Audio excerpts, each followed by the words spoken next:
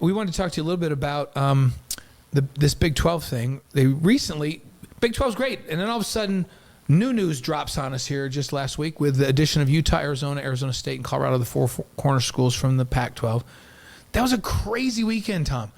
Like Thursday night, we're going, hey, they're having a meeting tomorrow morning, and it looks like the Pac-12 is going to stay together. And by noon the next day, it's announced that 2 are going to the Big 10, and those 4 are coming to join you in the Big 12.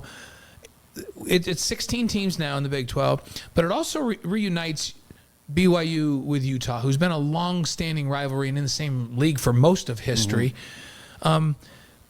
There's mixed reactions from Cougar Nation. Some people are like, oh, leave him out in the cold. We don't want him in. And others have said, this is great. We love the rivalry. How do you feel about all of this? I'm on the side of those that say, I love the rivalry. Yeah. That's the answer. And I think that I've been in the meetings for a year and a half now with Big 12. Mm-hmm. So I've seen Oklahoma and Texas have been in those meetings partially, and then they're asked to leave when we're talking membership. But I feel starting to feel the culture. Went from Bob Bowlesby to Yormark, yeah, to Brett Yormark, our new commissioner, and I've seen that transition, and you see the vulnerability of conferences these days. Obviously the SEC is very strong. Mm-hmm. The Big Ten is very strong. But the ACC, you never thought you'd see some cracks. Right. Pac-12, you never. In my day. I grew up in LA. It blew me away. Never thought I'd see that day. So one of the things, like as we talked, even before the last couple of weeks, we needed to strengthen the Big 12 as much as we could whenever we could. We have a contract that's going to go 6 or 7 years, and then we're going to be right back to the same thing again. Right. So when you see Brett Yormark talking about Gonzaga and basketball and UConn and all sports, and there's some other ideas, what he's trying to do is make us as strong as we possibly can be. And we get stronger by adding Utah. Yes. No one can argue with that. Right. You're not going to weaken yourself by bringing Utah into the conference. You're going to get stronger. Now, I get it. I get the Utah BYU thing. I played in those games, and so did you. Yeah, I know. I remember. I know for a fact that you won't say, I want that game. You want that game. Oh, I want that game. So, look, I mean, I don't think there's Hey, one of our brothers coaches up there. I don't think if there's ever a player that played at BYU would ever say, man, I don't want Utah in the conference. I want that game Thanksgiving weekend every year. I don't know if that's going to happen. I know that's not going to happen. I'm telling that would be a nice spot. You mentioned, you say, that's what I want. I want it the last game of the season every year. I don't know that we can do that in this league, but I do want it every year, and we'll likely get them every year now, right? Yeah, I mean, you mentioned a brother of ours is on the staff. He's not on the staff. He's the head coach. Well, we have, Well, Freddie's a brother, too, who's on the staff, right? That's who's true. actually Kyle's brother and our brother. Yeah, right? So we have some connections. But this is a story that I kind of want to share with Cougar Nation a little bit. I've told it years ago, but so when I went up there to play on our last game of the regular season against Utah, at Utah, we had to stop them on defense to win the game. And it was 4th down. We stopped them. We won the game. It was a hard-fought game. There was a guy on their team on the other side that was he was an all-conference player for the WAC back in those days, Lonnie Lawson. Oh, yeah. He was very good.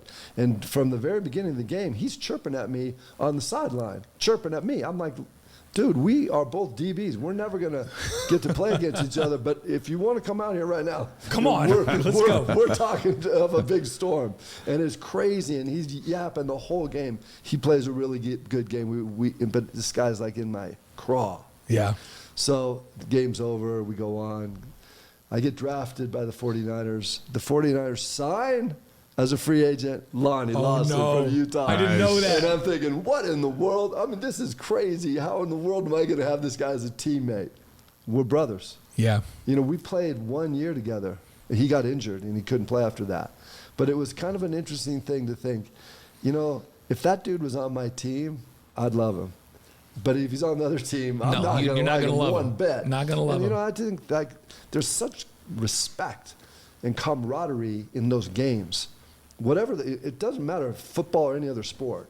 And, I get it for the fans. I love our fans. I like the fact that they get so emotional and they get so compassionate. I mean, so crazy. They get crazy. Yeah.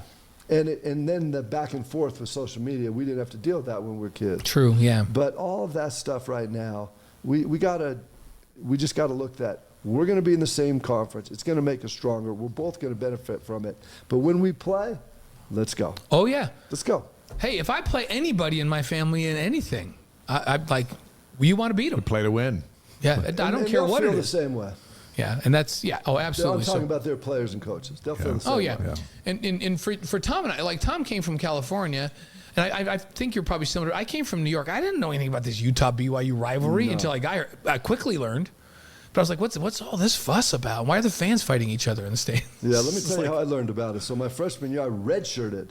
So I wasn't playing, but I went up to the game. It was in Salt Lake, and I had an aunt and uncle that lived on the bench there in Holiday, and they were good friends of mine. They weren't members of our faith, but they're my dear, dear aunt and uncle. So I told them I was going to come up after the game. Well, at halftime, it was 16-0 Cougs. So I'm like, I'm out of here. It's cold. Yeah. I'm never standing on the sideline. And so I go up and I go up to see my aunt and uncle. Game's over. I'm not playing. I'm out of here. That we lost 23-16. Oh, no. That's the first time I figured out, okay, you better stay to the end. In these games, it doesn't matter who's more talented on any given year. It's fun. So college football Blue Bloods published just this last week a best rivalries in college football thing, and we want to see if you agree. Yeah, and they have BYU and Utah at number 10. So we're gonna tell you that. We'll preview that. Here's who they have in front: Ohio State, Michigan, number 1. Which I'm not so sure. I think Alabama, Auburn has been pretty big. But Ohio State, Michigan 1, Texas, Oklahoma 2, Auburn, Alabama 3, Notre Dame, SC 4, Georgia, Florida 5, Texas, Texas A&M 6. How does Texas get to? Oregon and Washington 7, Michigan, Michigan State 8, Florida, Florida State 9, BYU, Utah 10. I think for sure number 1's Hatfields and McCoys. Yeah, that's big time. That's number 1. Not these guys. Here's what I'm going to say. It doesn't matter. Like the rivalry, when I was in high school, that's the number 1 rivalry. It doesn't matter what other people think about the rivalry. True. It just matters about the two schools playing. Yeah. That's the great thing about sports, is that those rivalries come together, and I don't care where we're ranked. Because in my mind, I got us right. I got us right there up at 5. I got us number 1. That's true. That's true. That you should.